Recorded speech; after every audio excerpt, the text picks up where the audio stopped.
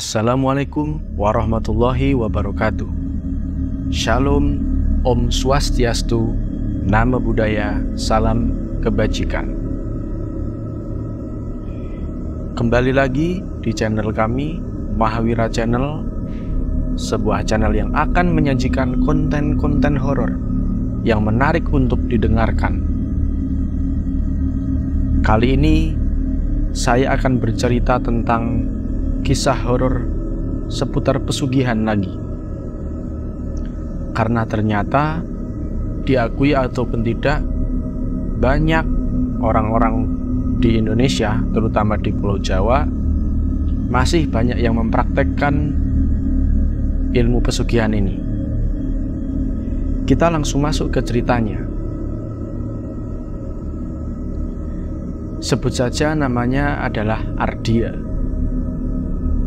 Ini bukan aku ataupun keluargaku, melainkan tetangga Simbah di kampung halaman. Jadi, bulan April tahun 2019 lalu, Mbah Putri tercinta kami meninggal dunia. Anak-anak Mbah ini hampir semuanya tinggal di kota. Bahkan ada yang di luar pulau Jawa. Tapi mereka semua pulang untuk menyaksikan pemakaman Simbah. Kampung halaman kami terletak di kaki Gunung Merbabu, di sebuah desa kecil yang ada di sekitar Semarang. Kurang lebih 1 jaman jika ditempuh dari Semarang kota melalui jalur tol. Di desa tersebut pemandangannya sangat indah. Udaranya begitu sejuk, masih banyak pepohonan yang rindang, sawah yang membentang, gemericik air sungai, dan banyak sendang atau mata air di tengah-tengah persawahan. Begitu jauh dari hiruk-pikuk kota dan suara kendaraan. Rumah-rumah di sana masih banyak yang berbentuk joglo dengan halaman luas di depannya. Dan anehnya, kebanyakan yang tinggal di desa itu adalah para orang tua. Jarang sekali aku menemui anak muda yang sedang nongkrong, kecuali pada saat lebaran saja.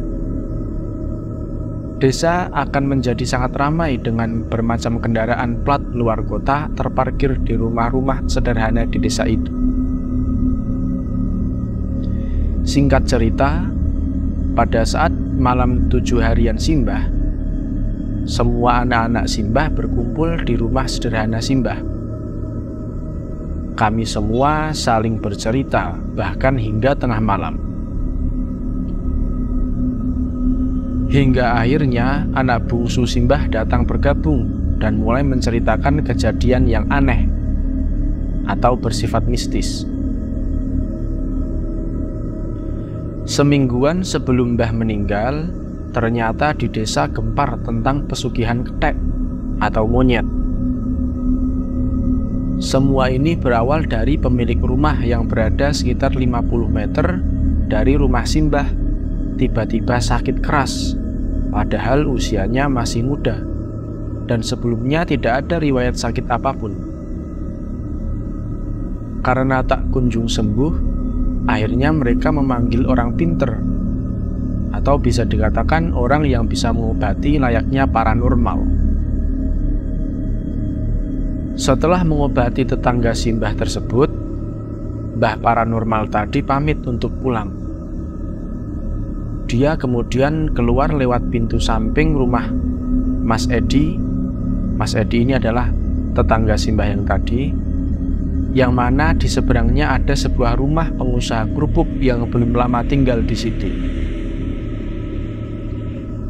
Mas Edi kemudian mengantar Mbah tadi keluar. Sampai di halaman depan pengusaha kerupuk tadi, Mbah paranormal menemui sosok anak kecil. Mungkin tingginya hanya selutut orang dewasa. Dan dia terisak-isak menangis sambil menatap Mbah tadi.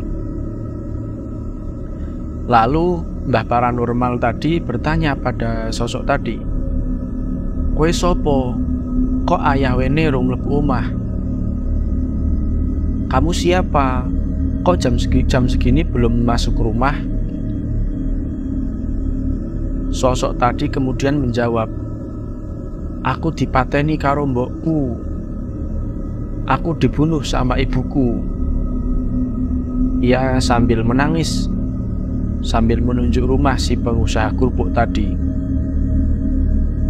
Mas Edi yang kebingungan karena tidak bisa melihat sosok anak kecil tadi, kemudian bertanya, "Mbah, sampean iku ngomong kalih sinten?" "Mbah, kamu itu ngomong sama siapa?"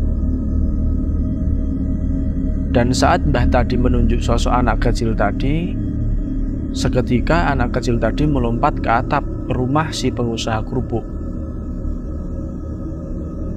Entah mendapat ilmu dari mana, Mas Edi akhirnya juga melihat sosok itu dengan jelas. Sosok anak kecil tadi melompat ke atap dan berubah menjadi kera. Saat melompat ke atap rumah, dengan bersamaan Mbah Paranormal dan Mas Edi kaget luar biasa, karena di atas rumah itu terdapat banyak sekali kera bermata merah, dan mereka berteriak-teriak khas suara kera. Saking kagetnya, mereka berdua akhirnya masuk kembali ke dalam rumah Mas Edi dan berdoa sebisa mungkin. Setelah kejadian itu, usut punya usut, ternyata pengusaha kerupuk tadi mengikuti pesugihan ketek atau monyet. Dan dua anak mereka sudah menjadi tumbal sejak bayi. Akhirnya, keesokan harinya si pengusaha kerupuk tadi dipanggil orang kecamatan untuk dimintai keterangan. Sedih kalau dengar cerita harus menumbalkan anak sendiri demi pesugihan. Jahat sekali rasanya. Cukup sekian cerita dari saya.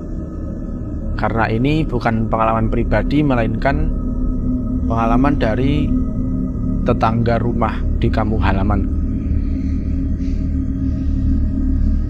Ya, baik. Itu saja cerita yang bisa saya sampaikan.